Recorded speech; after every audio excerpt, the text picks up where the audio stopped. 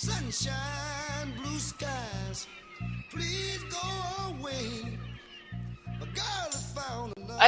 I want to start from the beginning, basically, what you know about your family I was history. born Before that, uh, where are your parents from? Where do you know my where their mother parents is are from from? Guyana, South America. When she was born, it used to be called British Guyana.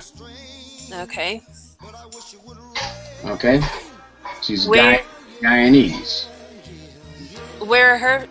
where's her family from? As far as I know, Guyana. She might have East Indian blood in her. If you've seen her brothers and sisters, they look like they're from India. Okay. So, what about her last name, Featherstone? That, apparently, Featherstone seems to be an Irish name.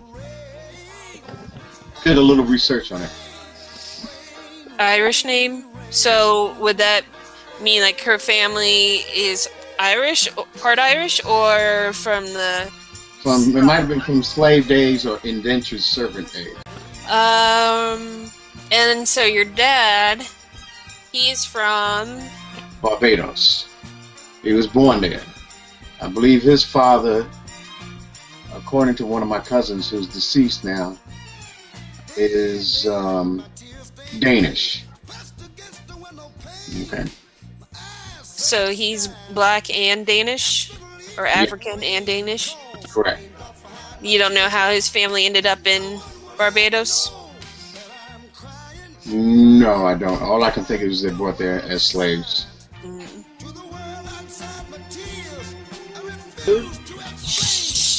That's what children are for. Go sit down somewhere. Hey. I hope Uh-huh. I hope you edited this. I will. Okay. So, by the time you were born, 1949. you have Uncle Keith, Uncle Fred, Aunt Juanita, and Aunt Shirley? Correct. Okay. And then Uncle Eddie is after you. On like just about 5 years later. Okay. Um, so when you were growing up, what did you want to be as a kid? Everything. I can stay focused. I want to be a fireman, a policeman, a pilot, a mechanic. Um, a nice government job. Well, as you got older, because you went to school and you've got a degree, what did you want to be? Like, as you got older, what did you want to be? It was during the Kennedy era, so I wanted to change the world, help people. So I took a lot of psychology courses and sociology courses. So, since it was during the Kennedy era, were you part of any marches or anything like that? Demonstrations? The only march I actually took part in was when they started to charge tuition for the free schools in New York City. It used to be free to go to school in New York City. All you had to do was pay registration fee and pay for your books, which is nominal in comparison to what it costs to get an education now. The last school in New York City, I think it was up until last year, to provide a free education, college education, was Cooper Union, which your Uncle Donnie graduated from. Okay. And growing up during that time, did you ever face any type of discrimination? I mean, I know it was New York, so I feel like it might be a little bit different than the South, but I'm sure it was still... Sure. It's in New York City or up north, discrimination is plural. And when I say plural, it's twofold.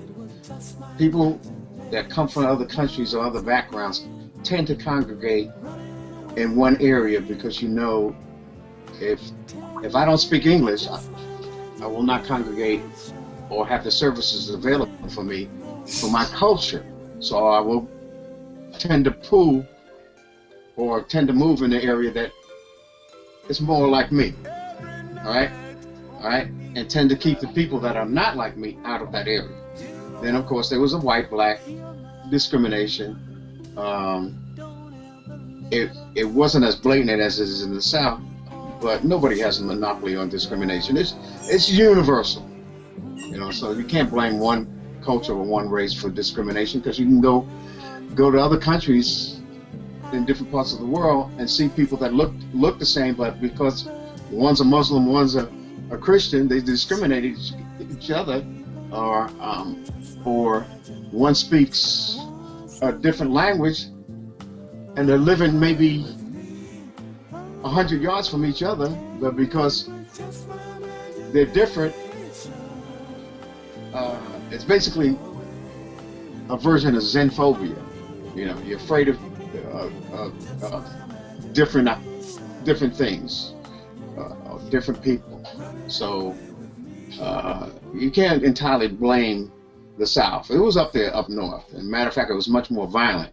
And then blacks knew, or people of color knew in certain areas after a certain time, if you were in that area, the cops were going to stop you and ask you what you were doing. I was asked what I was doing in my own neighborhood. And I was like 10, 12 years old. I was hanging out with my white friends in front of their property. And then finally, their parents yelled at the white police officers, "He lives here." You know, why? They didn't ask my white friends what were they doing there. They asked me. Exactly. And their parents yelled at the police officers. You know, they were in their patrol car. But why stop? Why even bother at 10, 12 years